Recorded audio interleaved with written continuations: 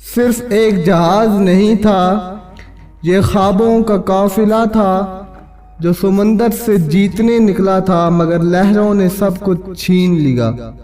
کسی ماں کی گود خالی ہوئی، کسی بچے کی مسکراہٹ بہہ گئی، اور وقت نے بس ایک سبق چھوڑا: غرور جتنا بھی ہو پانی کے آگے کمزور ہے۔ ٹائٹینک ایک ایسا جہاز جو کبھی ڈوب نہیں سکتا تھا۔ ٹائٹینک کو دنیا کا پہلا ناقابل غرق یعنی انسنکیبل جہاز کہا گیا۔ یہ دعویٰ اس کے ڈیزائنرز اور وائٹ سٹار لائن کی جانب سے کیا گیا تھا۔ جہاز کے نیچے دوہری دیوار، ڈبل ہال اور 16 واٹر ٹائٹ چیمبر بنائے گئے تھے جنہیں بند کیا جا سکتا تھا۔ یہی فیچر اسے ناقابل شکست کہا جانے لگا۔ اس وقت کے بحری ماہرین اور انجینئر نے کہا تھا: Not even God can sink this ship.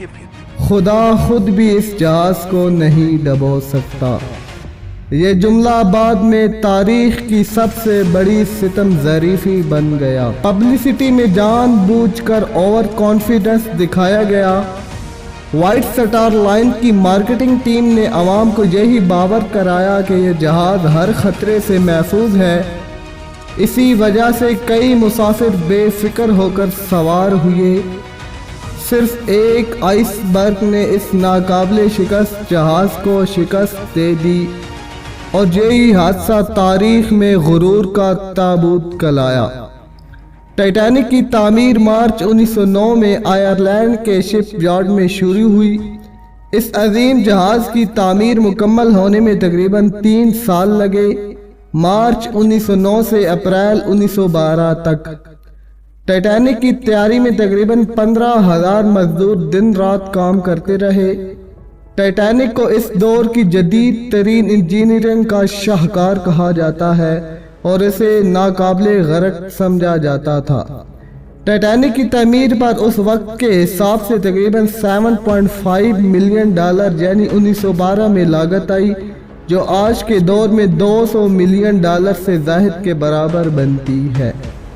Titanic کو 5 سٹار ہوٹل جیسا سمجھا جاتا تھا۔ اندرونی ڈیزائن میں ماربل، سیڑھیاں، کرسٹل، فانوس، لکڑی کے ہاتھ سے تراشے گئے فرنیچر شامل تھے۔ جہاز میں جم، سوئمنگ پول، ترک حمام، فرسٹ کلاس ڈائننگ ہال اور لائبریری جیسی سہولیات موجود تھیں جو کسی اور بحری جہاز میں نہیں تھیں۔ اس جہاز میں اس دور کے سب سے امیر بزنس مین، سیاستدان، سرمایہ کار اور مشہور شخصیات سوار ہوئیں، جس نے ٹائٹینک کی شہرت کو آسمان تک پہنچا دیا۔ ٹائٹینک نے اپنا پہلا اور آخری سفر 10 اپریل 1912 کو انگلینڈ کے ساحلی شہر ساؤتھ ہمپٹن سے شروع کیا۔ اس کا مقصد تھا بحر اوقیانوس کو عبور کر کے نیو یارک پہنچنا۔ یہ اس وقت کا سب سے اہم روٹ تھا۔ ٹائٹینک پر کل 2224 افراد سوار تھے، جن میں مسافر اور عملہ دونوں شامل تھے۔ ان میں تقریباً 1316 مسافر اور 908 عملے کے افراد تھے۔ مسافروں میں 706 مرد، 434 خواتین اور 112 بچے شامل تھے۔ یہ سب مختلف کلاسز میں سفر کر رہے تھے، پہلی، دوسری اور تیسری۔ یہ سفر صرف 5 دن ہی میں ختم ہو گیا، کیونکہ 14 اپریل 1912 کی رات کو ٹائٹینک ایک آئس برگ سے ٹکرا کر ڈوب گیا، اور یہی اس کا پہلا اور آخری سفر ثابت ہوا۔ ٹائٹینک کے کپتان ایڈورڈ جون سمتھ برطانیہ کے تجربہ کار ترین بحری کپتانوں میں سے ایک تھے۔ ان کا شمار وائٹ سٹار لائن کے پسندیدہ کپتانوں میں ہوتا تھا، جنہوں نے کئی بڑے جہاز کامیابی سے کمانڈ کیے۔ ٹائٹینک ان کے کیریئر کا آخری مشن تھا۔ وہ ریٹائرمنٹ سے پہلے ایک آخری شاندار سفر پر نکلے تھے، اس لیے کمپنی نے انہیں دنیا کے سب سے بڑے جہاز کا کمانڈر بنایا۔ حادثے سے پہلے ٹائٹینک کو دوسرے جہازوں سے 6 سے زائد پیغامات وصول ہوئے تھے۔ جن میں آئس برگ کے علاقے کی نشاندہی کی گئی تھی۔ وائر لیس آپریٹر مصروف تھا۔ اس وقت وائرلیس پیغام رسانی کا عمل محدود تھا۔ وائرلیس آپریٹر جیک فلپس مسافروں کے ذاتی پیغامات بھیجنے میں مصروف تھا، اس لیے کچھ انتہائی پیغامات نظر انداز کر دیے گئے۔ کپتان کو یقین تھا کہ جہاز ناقابل شکست ہے۔ کمپنی اور انجینئرز کے احکامات نے جہاز کے عملے کو بے فکر کر رکھا تھا۔ انہیں لگتا تھا آئس برگ سے ٹکر بھی ہو جائے تب بھی کچھ نہیں ہوتا۔ حیران کن طور پر برج پر کھڑے نگران افراد کے پاس دوربین نہیں تھی، جس کی وجہ سے آئس برگ کو دیر سے دیکھا گیا۔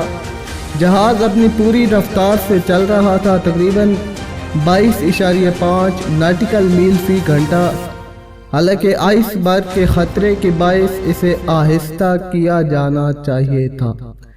کچھ مورخین کا ماننا ہے کہ کمپنی چاہتی تھی کہ ٹائٹینک کم وقت میں نیو یارک پہنچے تاکہ میڈیا میں سرخیاں بنے۔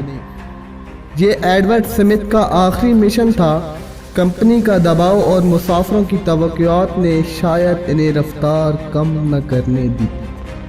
سمندر پر لہریں نہ ہونے کی وجہ سے آئس برگ کے کنارے پر جھاگ نظر نہیں آتی، جس سے خطرہ مزید پوشیدہ ہو گیا۔ مختلف بحری جہازوں سے مسلسل آئس برگ وارننگ موصول ہوتی رہی تھی، لیکن زیادہ تر نظر انداز کی گئی۔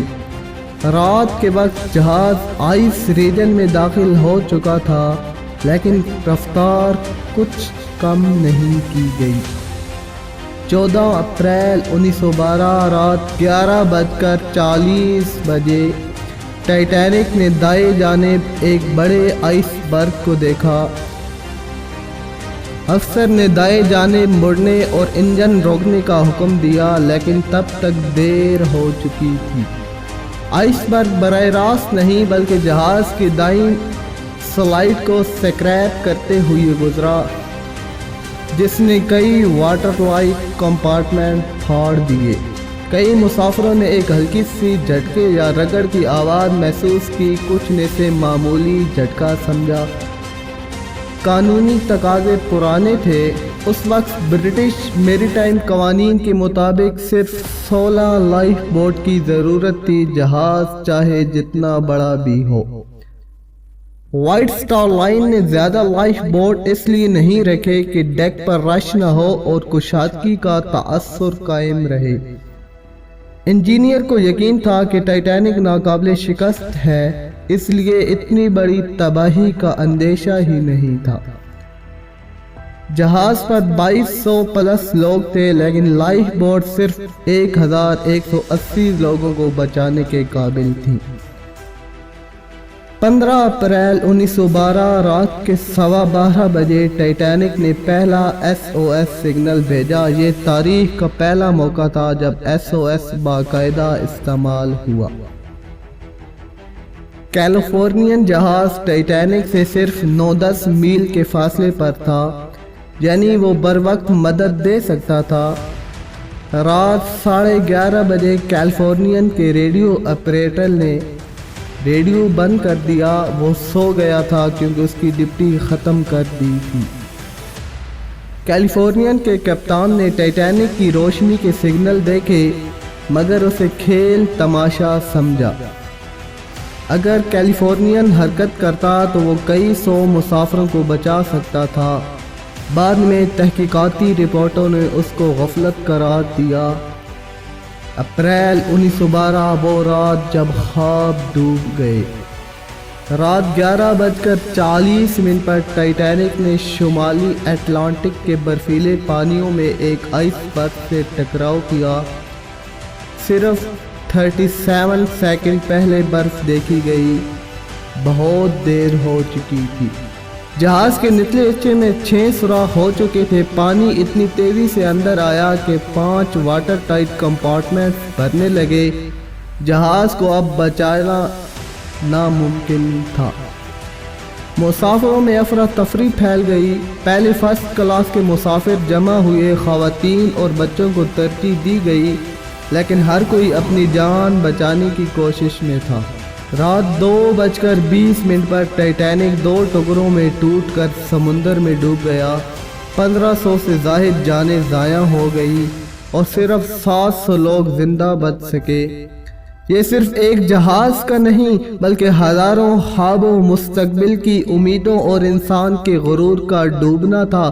اس لیے یہ رات تاریخ میں the night of broken dreams کہلاتی ہے۔ صرف 706 مسافر زندہ بچ سکے۔ زیادہ تر وہی لوگ زندہ بچے جنہیں لائف بوٹ تک پہلے رسائی ملی، یعنی خواتین، بچے اور فرسٹ کلاس کے افراد۔ ایک ماں نے اپنی 2 بیٹیوں کو لائف بوٹ میں بٹھایا لیکن خود پیچھے رہ گئی، وہ دوبارہ کبھی نہیں مل سکے۔ ایک 13 سالہ لڑکے نے اپنی چھوٹی بہن کو پانی میں پھینک کر لائف بوٹ کی طرف دھکیلا، خود بچ نہ سکا۔ یہ لمحے انسانیت کے جذبے کی اعلیٰ مثالیں تھیں۔ بچ جانے والوں کے چہرے پر خوف، سردی اور صدمہ ہمیشہ کے لیے نقص ہو گیا۔ کئی نے اپنی باقی زندگی ٹائٹینک کی یاد میں گزاری۔ رکنی موسیقاروں کی ٹیم جہاز پر موجود تھی۔ وہ فرسٹ کلاس کے مسافروں کو تفریح فراہم کرنے کے لیے ہائر کیے گئے تھے۔ جب جہاز ڈوبنے لگا تو بجائے بھاگنے کے ان موسیقاروں نے اپنے آلات اٹھا لیے اور لائف بوٹ کی طرف جاتے مسافروں کو پرسکون رکھنے کے لیے دھنیں بجانا شروع کر دی۔ ایک روح پرواز دھن جو دکھ، قربانی اور ایمان کی علامت بن گئی۔ تمام موسیقار جہاز کے ساتھ ہی ڈوب گئے، لیکن ان کا حوصلہ آج بھی انسانیت کی سب سے بڑی مثالوں میں شمار ہوتا ہے۔ بعد میں وائرلیس ہارٹلی کے جسم کے ساتھ اس کا وائلن بھی ملا، جو ایک نایاب میوزیم میں محفوظ ہے۔ اسے دا وائلن آف کریج کہا جاتا ہے۔ 73 سال تک ٹائٹینک کا ملبہ لاپتہ رہا۔ کسی کو نہیں معلوم تھا کہ وہ سمندر کی تہہ میں کہاں دفن ہے۔ 1985 میں امریکی سائنسدان ڈاکٹر رابرٹ بارلیٹ نے ایک خفیہ نیوی مشن کے دوران اسے تلاش کیا۔ اٹلانٹک اوشن کی 12,500 فٹ گہرائی میں دریافت ہوا۔ اتنی گہرائی میں روشنی بھی پہنچ نہیں سکتی۔ پہلے صرف جہاز کا فرنٹ حصہ ملا، پھر تحقیق سے پتہ چلا کہ ٹائٹینک 2 ٹکڑوں میں ٹوٹا تھا۔ تصاویر میں دکھائی دیے تباہ شدہ فرنیچر، جوتے، برتن اور زنگ آلود ڈھانچے، جیسے وقت وہیں جم گیا ہو۔ ٹائٹینک کے ڈوبنے کی خبر صبح سویرے اخباروں کے فرنٹ پیج پر چھپی۔ دنیا بھر کے لوگ یقین نہ کر سکے کہ ناقابل شکست جہاز تباہ ہو گیا ہے۔ ہیڈ لائنز کچھ یوں تھیں: unsinkable ship sink, world biggest disaster at sea. New York, London, Paris اور برلن کے اخبارات نے اسے انسانی تاریخ کا بدترین سانحہ قرار دیا۔ لوگ اخبار سٹالر پر جمع ہو گئے۔ بہت سے افراد کے رشتہ دار اس جہاز میں سوار تھے۔ اس سانحے کے بعد میڈیا نے دنیا بھر میں سمندری سفر پر سوالات اٹھا دیے کہ اگر ٹائٹینک جیسا جہاز ڈوب سکتا ہے تو کون محفوظ ہے؟ ملبے کا منظر دل دہلا دینے والا تھا۔ جہاز کے 2 ٹکڑے ہو چکے تھے اور ارد گرد سامان، جوتے اور ذاتی اشیاء بکھری ہوئی تھی۔ بارلیٹ نے دریافت کے بعد اعلان کیا، ہم نے تاریخ کا ایک قبرستان پایا ہے۔ یہ کوئی میوزیم نہیں، ہمیں اسے چھیڑنا نہیں چاہیے۔ حقیقی فوٹیج اور تصاویر میں دکھائی گئی تباہی ملبے کی دریافت کے بعد پہلی بار کیمروں نے ٹائٹینک کے اصل مناظر دنیا کے سامنے پیش کیے۔ جہاز کا اگلا حصہ سمندر کی تہہ میں حیرت انگیز طور پر محفوظ حالت میں موجود تھا۔ بوائلرز، انجن، چین اور جہاز کی ریلنگ سب واضح طور پر دیکھے جا سکتے تھے۔ تصاویر اور ویڈیو آج بھی نیو یارک، لندن اور دیگر عجائب گھروں میں نمائش کے لیے رکھی گئی ہیں۔ ان مناظر نے دنیا کو رلا دیا۔ یہ صرف ملبہ نہیں، ہر ایک چیز ایک داستان ہے۔ بہت سی تصویریں آج بھی most hunting under water image میں شامل ہیں۔ جنہیں دیکھ کر محسوس ہوتا ہے جیسے وقت تھم گیا ہو اور تاریخ زندہ ہو گئی ہو۔ ٹائٹینک صرف ایک حادثہ نہیں، ایک سبق ہے پوری انسانیت کے لیے۔ صرف ایک جہاز کا غرق ہونا ہی نہیں تھا، یہ غرور، بے احتیاطی اور فطرت کے خلاف چیلنج کرنے والوں کی قیمت تھی، جو ہمیشہ تاریخ میں ایک درس بن کر یاد رکھی جائے گی۔ ایسی کئی حقیقتیں اب بھی سمندروں میں دفن ہیں۔ اگر آپ جاننا چاہتے ہیں تو ہمارا ساتھ نہ چھوڑیے، فیکٹونری کو سبسکرائب کریں، کیونکہ حقیقت یہاں کہانی بن کر بولتی ہے۔